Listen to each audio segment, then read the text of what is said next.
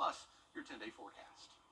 All right, John, thanks. Georgia Power is working to restore power to customers throughout Georgia. Reinforcements are rolling in as linemen from other utilities across the country come to the region to help restore power. The James Brown Arena was seen as a staging area over the weekend for the crews. Georgia Power says 95% of customers in Augusta who are able to receive electricity should have service restored by Saturday, October 5th. Jefferson Energy Cooperative also working to help bring back power to CSRA customers. It's assessing the extensive damage from the storm. Right now, they are reporting over 29,000 outages. Officials report they have welcomed more than 200 workers who are working 16-hour days to provide additional assistance and aid in restoring power. The general public to be as patient as possible. This is going to be a long process. It's going to be more than a week, most likely for some people.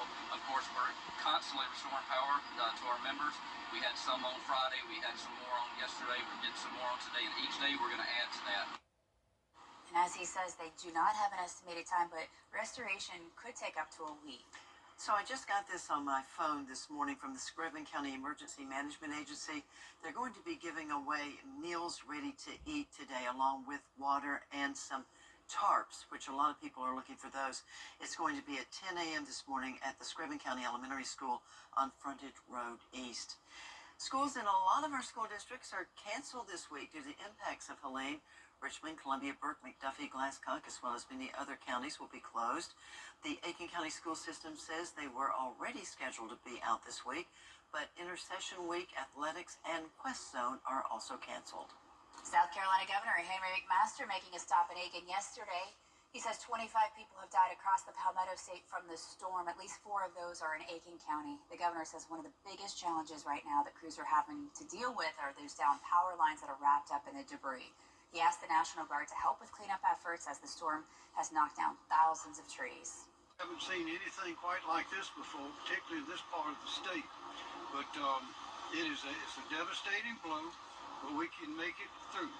All we have to do when we get that debris cleared, once we get the debris cleared, then we can get in and the filling stations and all the stores, all the things without electricity, including some of the cell towers aren't working. Agencies are pulling resources from personnel deployed from across the state to assist in recovery efforts. Information about road conditions and gas stations and power restoration will be passed along as we receive it. Those recovery efforts continue this morning all across the CSRA. It certainly is going to take some time and a whole lot of patience. Sunday, I spoke with some of my neighbors who are displaying so much courage in the face of a lot of destruction.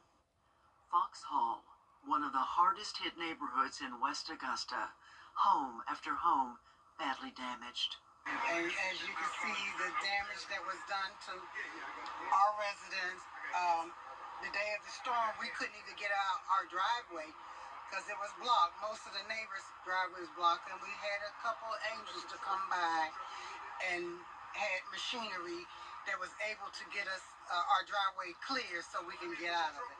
2 days later, more angels in hard hats with major equipment lifting huge trees off homes. We're here helping a big dog tree service out here in town in Augusta. 4 or 5 big leaders, this tree fell on this lady's house. We're taking it off. Well, we feel a little bit displaced, but we're very healthy. No one got hurt here, and it's just stuff. We've got a crane coming, hopefully in the next hour, taking all the trees off and inside from our home. Water's supposed to be shut off, but maybe only for a day or two.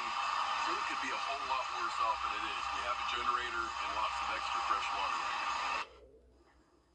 And the destruction in my neighborhood and others, clearly the worst we've ever seen in our lifetime. We just pray that soon things will be back to normal. I did drive around your neighborhood yesterday, and I just love seeing everybody helping out, everybody trying to get trees off. That Montclair area is just obliterated as well as so many. I mean, it's just one of so many in this widespread issue. Well, after storms, scammers try to come and make some money from disasters. The Better Business Bureau and the AAA warning about storm chasers and out-of-town contractors. AAA offering some tips to help you spot scams before you fall victim. Now, when it comes to contractor fraud, there are a lot of red flags that you can look for.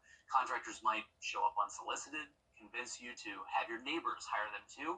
They might ask for payment up front and in cash, or offer a discount for doing work with leftover materials. Contact your insurance provider before any repairs are made, and do not sign anything with a contractor until an adjuster inspects that damage. Of course, property can be replaced, lives cannot. In McDuffie County, at least 4 people have been killed, including a mother and her 2-month-old twins. And in Richmond County, at least 7 people have been killed. Richmond County Coroner Mark Bowen and his team responded to those tragedies. They notify the families. They have to keep on going despite the sadness. And as the coroner told me on Saturday, it is just a rough few days, and we can understand that. Only imagine for all of these coroners, but we do want to take a minute to remember those who tragically lost their lives in Richmond County. People like 72-year-old Stephen Donahue, 10-year-old Isaac Donahue, and 62-year-old Kat McCall, 36-year-old Wen Sean Lee, 50-year-old Davario Carter, and 62-year-old Andrea Warner, all killed when trees fell on their homes.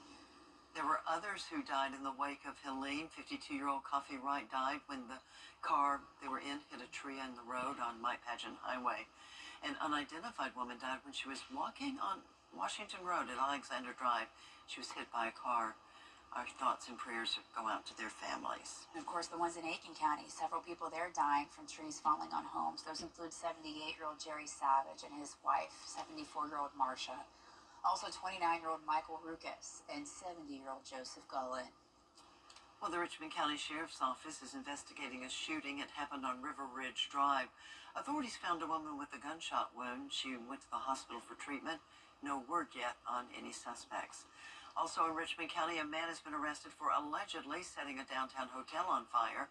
An investigator was patrolling downtown when he saw the America's Best Value Inn on 4th at Broad on fire, and police say the man arrested was recently a fired employee. Coming up, several cities across the Southeast are starting their cleanup efforts after Hurricane Helene. Details on the millions without power when we return. All right, your time now is 6:11, and time for your Monday morning's weather headlines. We start the day cloudy with a few light showers. We'll see a mix of sun and clouds for the afternoon today with highs a little warmer than average, and those rain chances remain pretty slim over the next several days. This morning, in the middle 80s. We'll have the latest on your weekend forecast on the way in just a few minutes. John, thank you so much. And we do continue this morning with the aftermath of Hurricane Helene. Many of you still in the dark this morning. Probably watching us on your live stream. You know, it is day 3 of this storm aftermath. No one thought it would be this severe. Of course, we know it was. Lives were lost, homes and businesses damaged and just destroyed. Today, Georgia Governor Brian Kemp will be heading to Augusta, where he will meet with state and local leaders, emergency management officials, again, to discuss the ongoing storm response in the state. Also coming separately today is U.S. Senator Raphael Warnock of Georgia. I will personally be asking him questions and bring you all of the updates on what we hear from him today on News Channel 6 at noon and online. Well, today, the Augusta area may not have water in every neighborhood, and Richmond County leaders will once again be handing out water today. On Saturday, Augusta Utilities announced that there would be a temporary disruption in the water system for 24 to 48 hours. It was due to the pumps experiencing trash and debris from high water levels.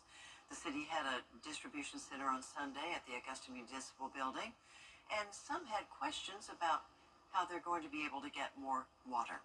Challenges with, you mentioned how can we get more water to the people? First we have to have the water. Once we get the water, I assure you that we will start getting it to where it needs. We're not going to continue to ask people to come drive to get a case of water. Now, Richmond County will distribute water again today at 8 a.m. at the Municipal Building on Telfair Street. And then there will be a distribution of food and water at 10 a.m. and at noon on Gordon Highway at Southgate Shopping Center. Georgia Power is working to restore power to customers throughout the state of Georgia. Reinforcements are rolling in as linemen from other utilities across the country come to the region to help restore power. The James Brown Arena was seen as a staging area over the weekend for crews. Georgia Power says 95% of customers in Augusta who are able to receive electricity should have service restored by Saturday, October 5th. Jefferson Energy Cooperative also working to help bring power back to the CSRA. Right now, they're reporting over 29,000 outages. Officials say they've welcomed more than 200 workers who are working 16-hour days to restore power. No estimate yet for restoration, but it could take up to a week. And you see those trucks going down the road, and you know help is coming.